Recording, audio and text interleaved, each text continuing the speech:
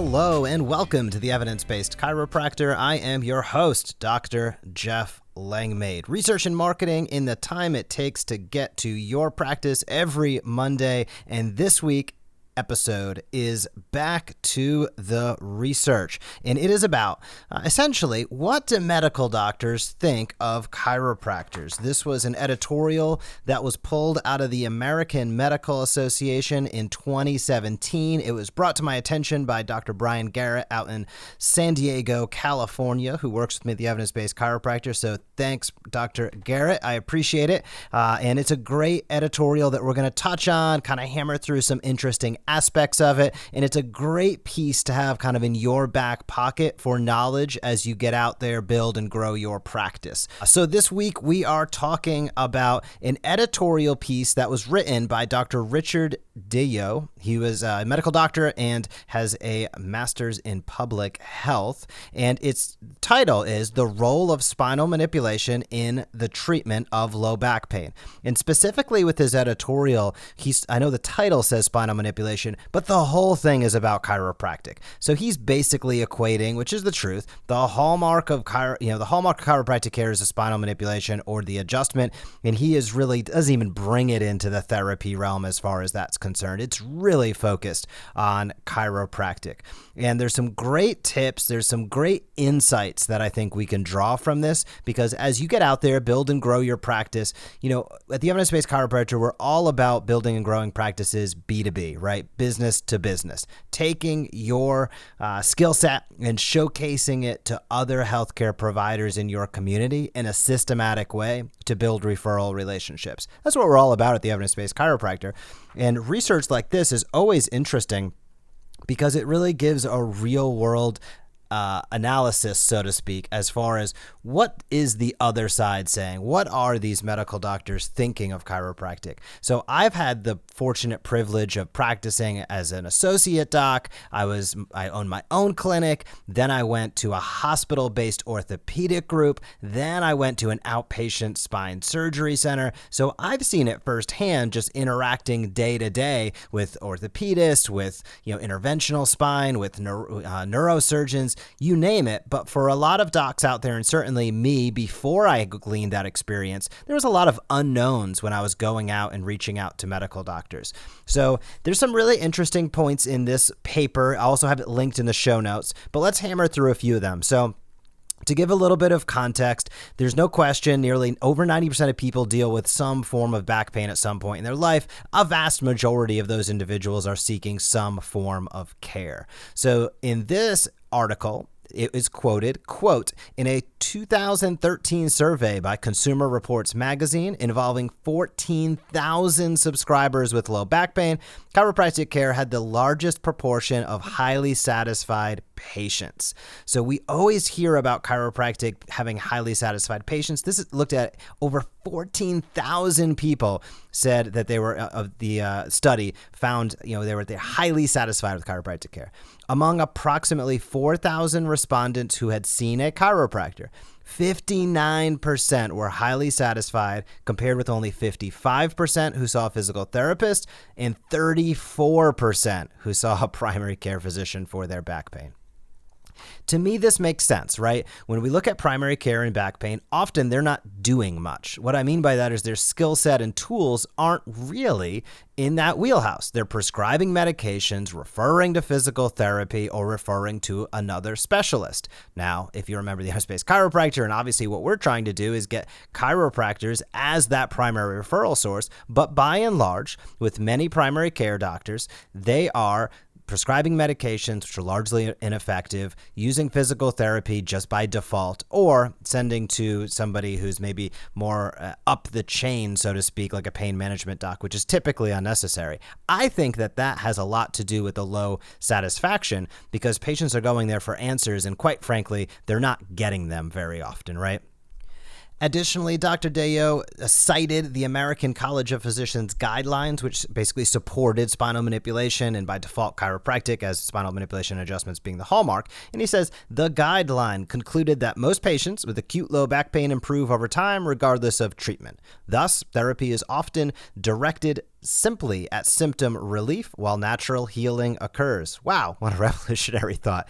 He goes on to say, quote, the guideline also concluded that patients with acute or subacute low back pain should consider non-pharmacological treatment with heat, massage, acupuncture, or spinal manipulative therapy. None of the trials in the study by Page or the American College of Physicians systematic review suggested that SMT was less effective than conventional care. So he's saying, hey, there's no question, based upon previous guidelines, including the new one from the American College of Physicians, that medications should not be the first-line treatment in acute or subacute low back pain.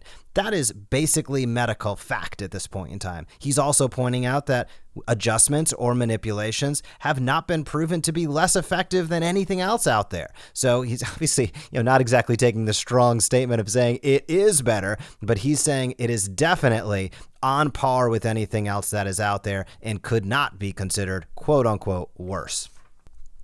And we all know safety is always a concern of medical doctors. They don't know chiropractic. They don't see how we practice day in and day out. So for them, and rightfully so, safety is a concern because they're not familiar with exactly how we go about our practice. So he touches on that as well, saying, quote, another concern is the safety of spinal manipulation. Although there are case reports of serious complications, such as cauda equina, these are extremely rare in the lumbar spine.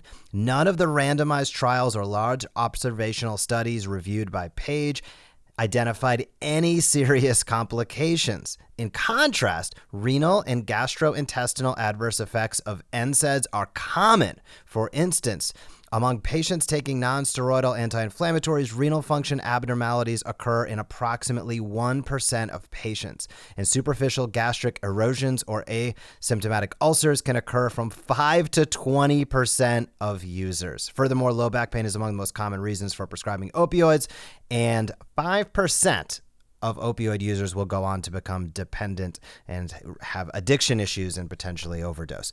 So listen to this again. I'm going to kind of go back through that a little bit regarding the safety. He basically says, hey, there are potential for serious complications. He cites the scary one there, cauda equina syndrome. He says they're extremely rare.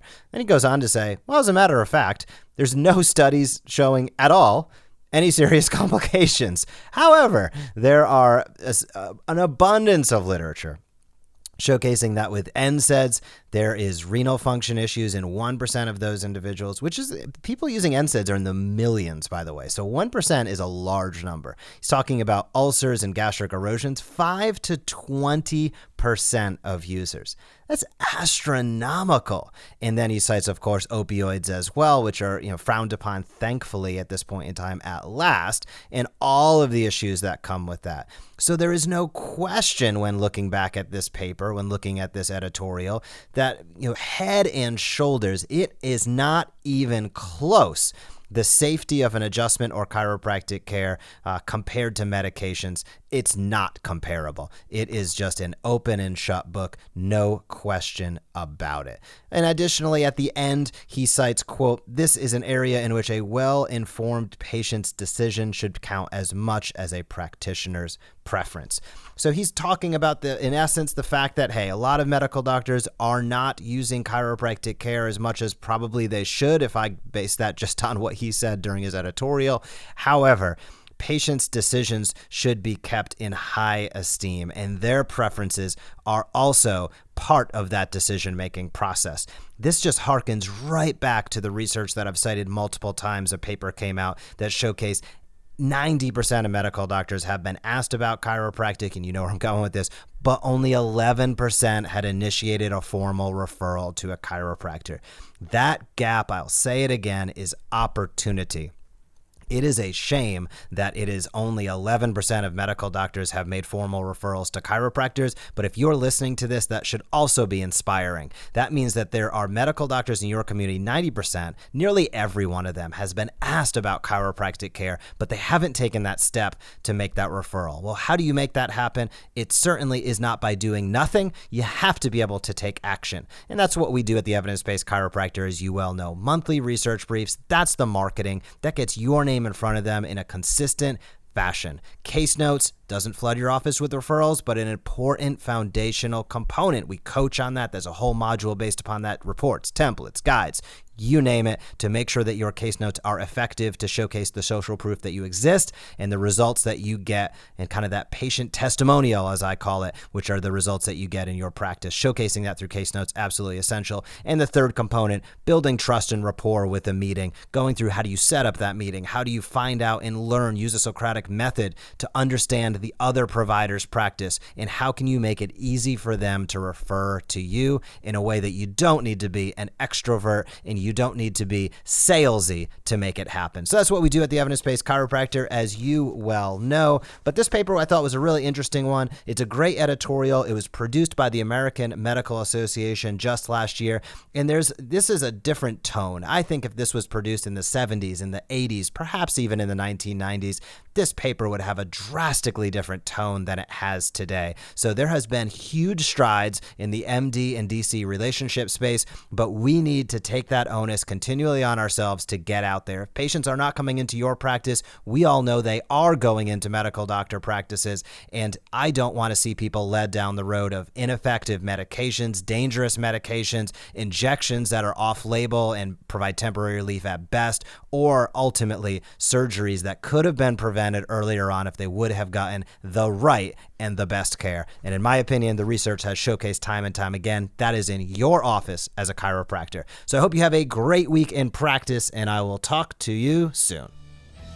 We appreciate you joining us for this episode of the Evidence Based Chiropractor. Learn more tips for explosive practice development at theevidencebasedchiropractor.com.